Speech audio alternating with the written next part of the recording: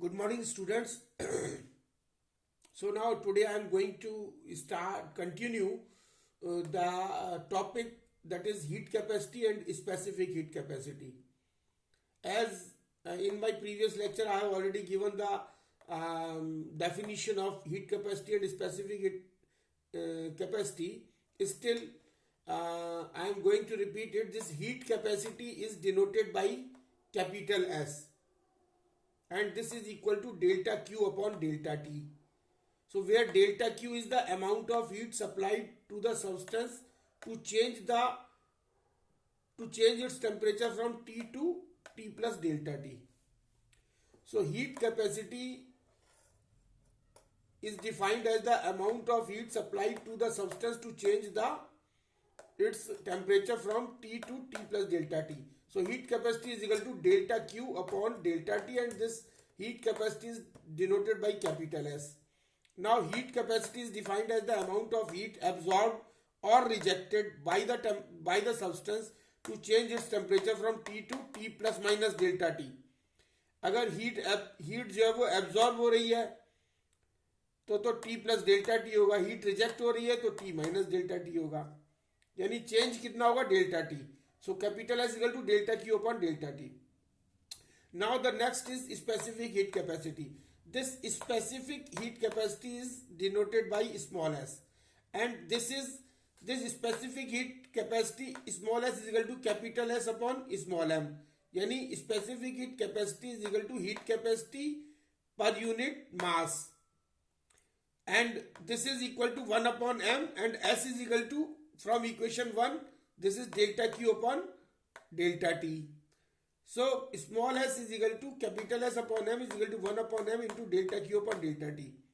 So this small s is known as specific heat capacity. This can be defined as the heat capacity per unit mass, or we can say that if अगर यहाँ से हम heat capacity specific heat capacity की definition यहाँ से बना सकते हैं.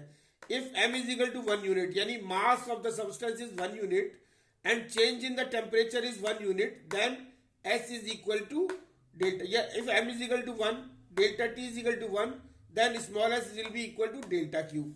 So specific heat capacity is defined as the amount of heat absorbed or rejected by the unit mass of the substance to change its temperature by 1 unit.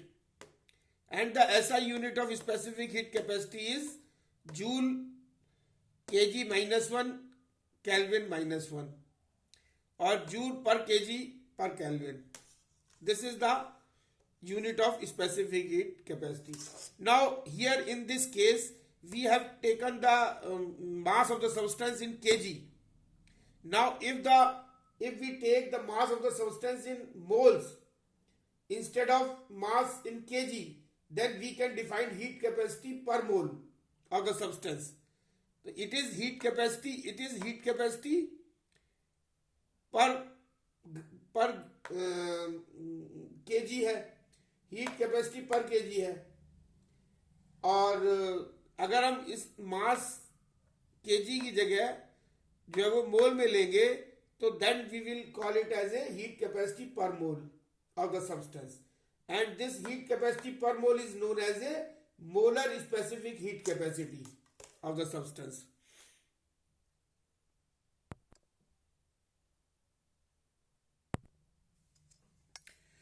So next important thing is molar specific heat capacity. देखिए first is the heat capacity, that is capital S equal to delta Q upon delta T. Second is the specific heat capacity. It is denoted by small s, and small s is equal to capital S upon small m, and it is equal to 1 upon m delta q upon delta t. And the third one is molar specific heat capacity.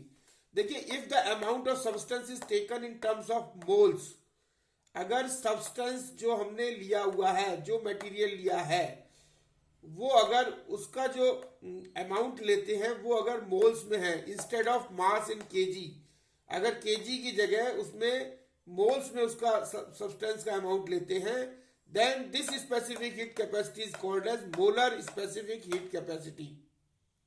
and it is denoted by capital C. So capital C is equal to S upon mu, where mu is the number of moles.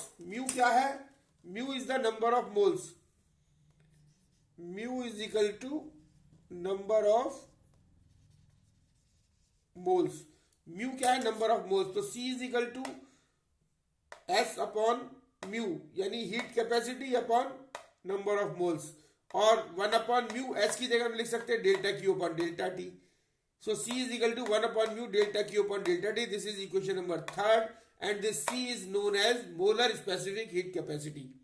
Now this molar specific heat capacity C can be divided into two section or two category, that is molar specific heat capacity at constant pressure and the other is molar specific heat capacity at constant volume. So when molar specific heat capacity at constant pressure is known as C or suffix में PCP, and molar specific heat capacity at constant volume is denoted by CV, suffix में V, CV.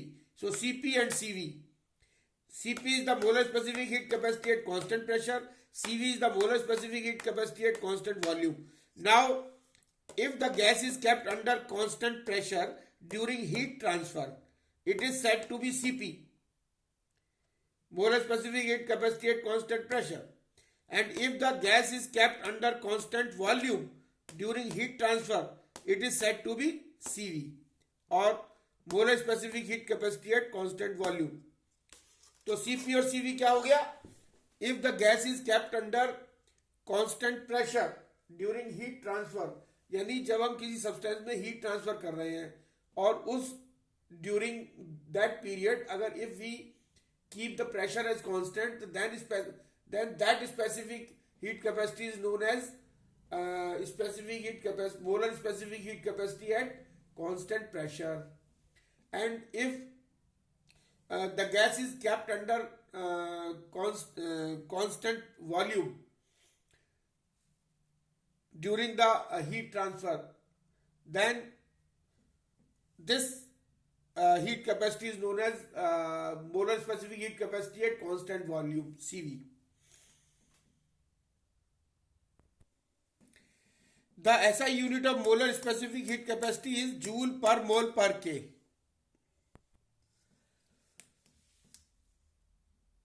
So there is another very good property of water, that water has the highest specific heat capacity compared to other substance. यानी water की जो specific heat capacity होती है सबसे ज्यादा होती है in compare to other substance, और लेड की यानी पीबी की जो हीट कैपेसिटी है सबसे कम होती है. लेड की heat capacity specific heat capacity होती है 127.7 जूल पर केजी पर kelvin, that is the lowest. And water की स्पेसिफिक हीट कैपेसिटी होती है 4186 जूल पर केजी पर केल्विन, ये हाईएस्ट होती है. सो ये जो प्रॉपर्टी है ये कई एप्लीकेशन में काम आती है कि वाटर की जो स्पेसिफिक हीट कैपेसिटी है वो सबसे ज्यादा होती है, लेड की स्पेसिफिक हीट कैपेसिटी सबसे कम होती है. देखिए क्या होता है कि as we know that specific heat capacity small s is given by heat capacity per kg, and this can be written as 1 upon m, and s is equal to delta q upon delta t. So now from this equation we can say that this specific heat capacity is directly proportional to 1 upon delta t. So this is specific heat capacity which is directly proportional to 1 upon delta t, means specific heat capacity is inversely proportional to the change in temperature. So this thing is very important. अब इससे क्या conclusion निकालते हैं हम? इससे हम ये conclusion निकालते हैं कि जिस मटेरियल की जो है वो S जो है वो हाईएस्ट होगी, जिस भी मटेरियल की या जिस भी सब्सटेंस की स्पेसिफिक हीट कैपेसिटी हाईएस्ट होगी वो जो है वो उसमें चेंज इन टेम्परेचर उतना ही कम होगा। मतलब कम, इसका मतलब क्या होगा कि वो चीज जो है वो, उसको अगर जिसकी हीट कैपेसिटी ज्यादा है उसको अगर हम हीट दे रहे हैं, हीट इज गिवन, उसको हीट दे रहे हैं, तो क्या होगा, तो उसका जो टेम्परेचर राइज होगा वो बहुत स्लोली होगा। राइज इन टेम्परेचर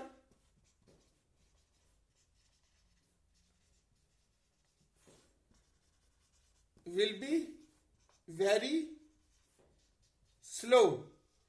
और अगर हम जिसकी स्पेसिफिक हीट ज्यादा है, मतलब हाईएस्ट है, और उसको अगर हम कूल कर रहे हैं, if cooling is done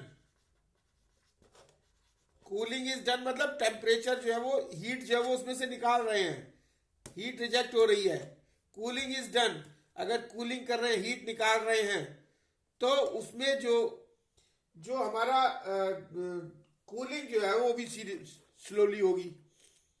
then decrease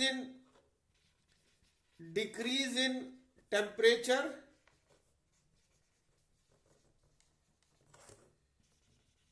will be very slow. तो ये चीज क्लियर हो गई कि जिस सब्सटेंस की हीट कैपेसिटी ज्यादा होगी उसमें हीट अगर देंगे तो टेम्परेचर धीरे धीरे बढ़ेगा, और उसमें से हीट अगर निकालेंगे, कूल करेंगे उसको, तो उसका जो टेम्परेचर डाउन होगा वो भी धीरे धीरे होगा। क्यों? क्योंकि S is inversely proportional to S is inversely proportional to delta T.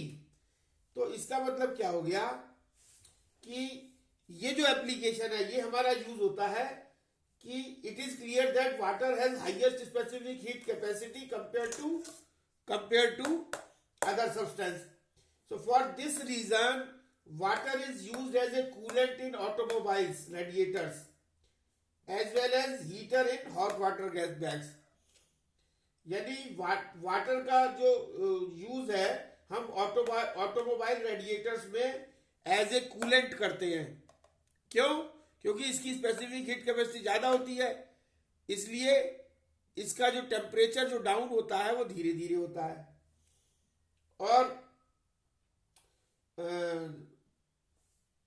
और ये जो है वो हीटर, हॉट वाटर बैग्स जो होते हैं, हॉट वाटर बैग्स, उसमें जो है वो एज ए हीटर का काम करते हैं।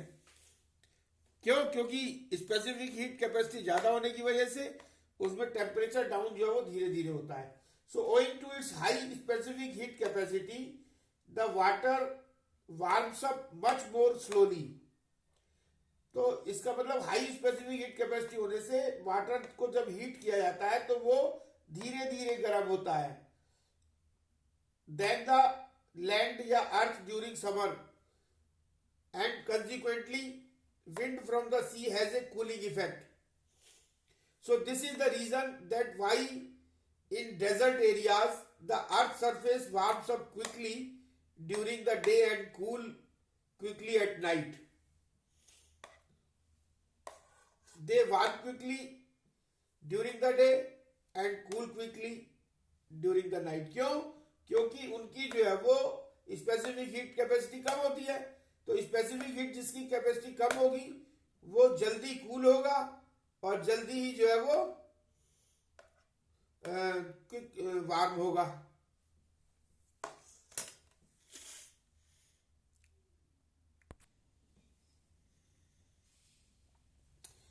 सो the next topic is calorimetry.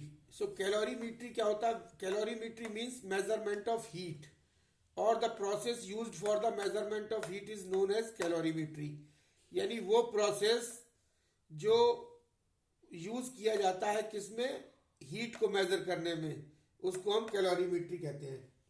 देखिए एक चीज होती है आइसोलेटेड सिस्टम।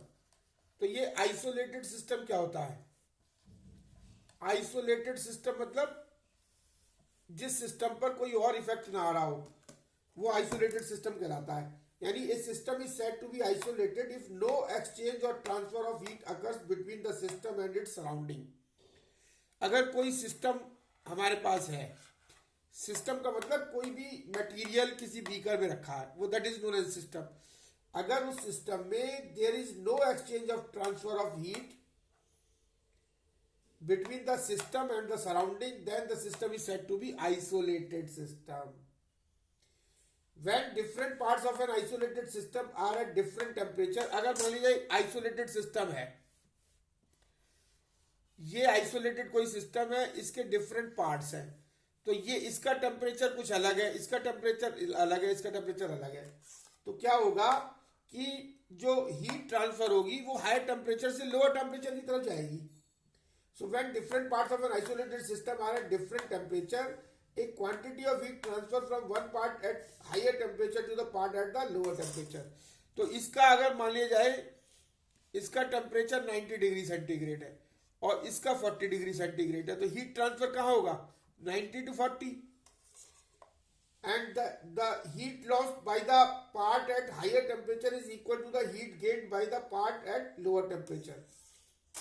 तो इसमें क्या होगा, heat lost by this part will be equal to the, मान लीजिए ये ए पार्ट है, ये बी पार्ट है, तो क्या होगा, heat lost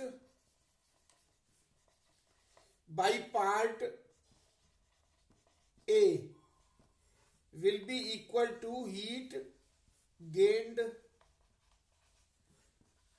by part B. Calorimetry means measurement of the heat, और हीट को जो the process of measuring the heat is known as calorimetry।